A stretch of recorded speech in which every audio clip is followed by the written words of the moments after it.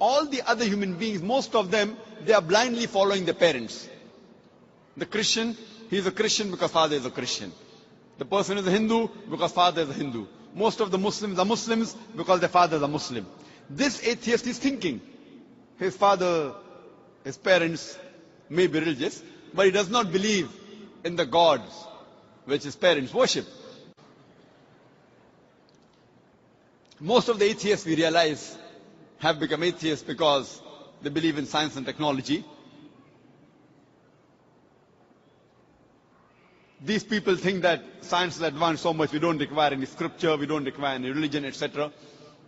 The first question I ask to the atheist is that suppose there is an equipment, there is a machinery which no one in the world has ever seen before.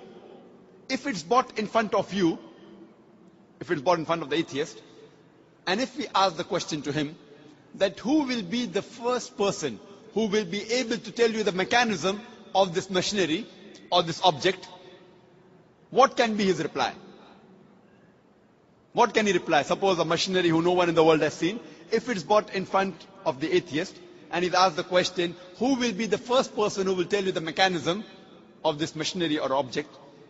The reply the atheist will give you is the first person who will tell you the mechanism is the manufacturer. Some may say the creator, some may say the inventor, some may say the producer. Whatever they say, it will be somewhat similar. Either they say the creator, the manufacturer, the producer, the inventor. It will be somewhat similar. Just keep it at the back of your mind. Then ask him the next question. That how did our universe come into existence? So the atheist will tell us that initially there was a primary nebula. Then there was a big bang. There was a secondary separation which gave rise to galaxies, the sun, the moon, and the earth on which we live. This we call as a big bang. When did you come to know about this creation of the universe? So he will tell you, about 30-40 years back, the scientists that discovered this. You ask him the question, but what you're talking about the Big Bang is already mentioned in the Quran, in Surah Anbiya, chapter number 21, verse number 30, which says, Avalam yaral lazina kafaru. Do not the unbelievers see, Anna samawati wal arda, kanat ratkan fasaknahuma, that the heavens and the earth were joined together and we clove them asunder. What you're talking about the Big Bang is already mentioned in the Quran 1400 years ago. Who could have mentioned that? So the atheist will say, maybe it's a fluke. No problem. Don't argue with him. You continue. The light of the moon, is it its own light or reflected light? So the atheist will tell us that previously we thought the moon has its own light. Recently we have come to know in science, recently means 100 years back, 200 years back, we have come to know that the light of the moon is not its own light but a reflected light. The Quran mentions 1400 years ago in Surah Furqan, chapter number 25, verse number 61, that blessed is he who had placed the constellation in the sky and placed therein a lamp, a sun, having its own light, and moon having reflected light or borrowed light. The Arabic word used for moonlight in the Quran is munir or nur, meaning reflected light or borrowed light. Who could have mentioned in the Quran 1400 years ago that the light of the moon is not its own light but reflected light, which we have come to know recently? The atheist may say, your Prophet Muhammad, peace be upon him, maybe he was an intelligent man. Don't argue with him. Continue. The world that we live on, what's the shape of this earth on which we live? The atheist will tell you, it is spherical. When did we come to know? So he will tell us, it was 1597 when Sir Francis Drake, when he sailed around the earth, that he proved that the earth was spherical. But the Quran says 1400 years ago, in Surah Naziyat, chapter number 79, verse number 30, Wal arda ba'da zalika dahaha. And thereafter, we have made the earth egg-shaped. The Arabic word dahaha, one of its meaning is the earth is an expanse.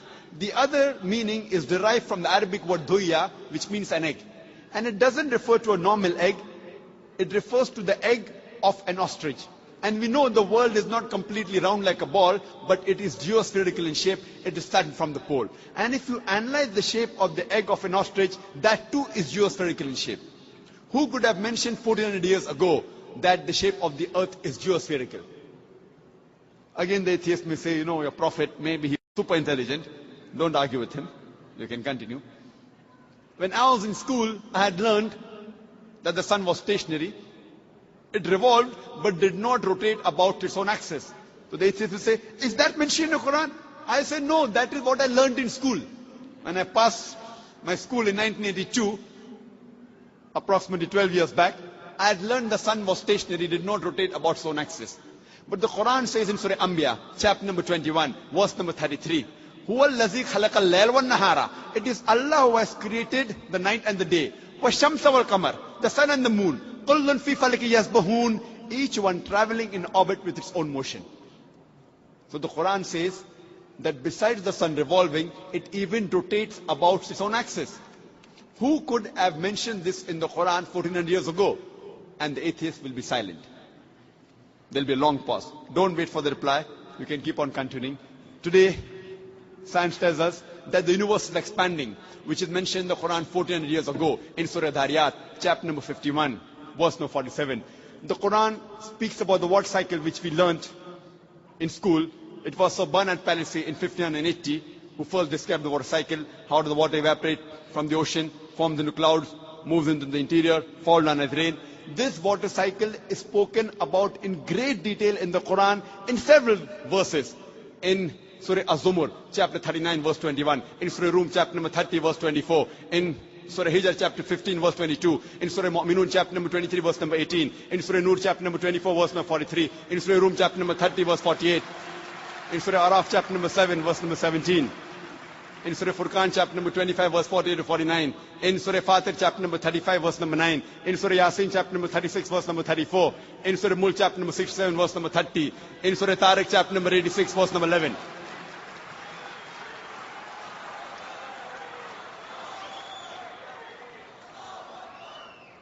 There are hundreds of verses in the Quran which only speak about the water cycle which science has discovered recently.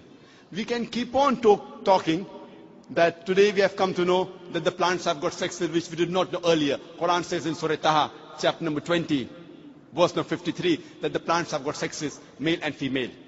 Today we have come to know that there are two types of water, sweet and salty. And there is a barrier between them, which is mentioned in the Quran in Surah Furqan, chapter 25, verse 53, and Surah Rahman, chapter 55, verse 17 and 18. Marajal Bahraini al-Taqiyan, baynahuma barzakhun la yabghiyan. It is Allah who has let free two bodies of flowing water. Though they meet, they do not mix. There is a barrier between them. Today science tells us that it is the mountains which prevent the earth from shaking, which is mentioned in the Quran 1400 years ago in Surah Naba, chapter number 78, verse number 6 and 7. The Quran speaks about biology, that we have created every living creature from water, every living thing. In Surah Anbiya, chapter 21, verse number 30, Quran mentions this 1400 years ago. The Quran speaks about zoology, about the lifestyle of the spider in Surah Ankabut, chapter 29, verse 41. About the ant in Surah Namal, chapter 27, verse 17 to 18. About the bee in Surah Nahl, chapter number 16, verse 66, 68, 69. The Quran speaks about embryology in Surah Alaq, chapter 96, verse number 1 and 2. We have created the human being from alaqa, a leech-like substance, which we have come to recently. The Quran speaks about embryological stages in Surah Mu'minun, chapter 23, verse number 12 to 14. You can go on talking about the scientific points. There are more than 1,000 verses in the Quran which speak about science. After every scientific fact, you ask the question, who could have mentioned that in the Quran? The only reply the atheist can give you is the creator, the cherisher, the manufacturer, the inventor, the producer. This creator, this manufacturer, this producer, this inventor, we Muslims call him as Allah.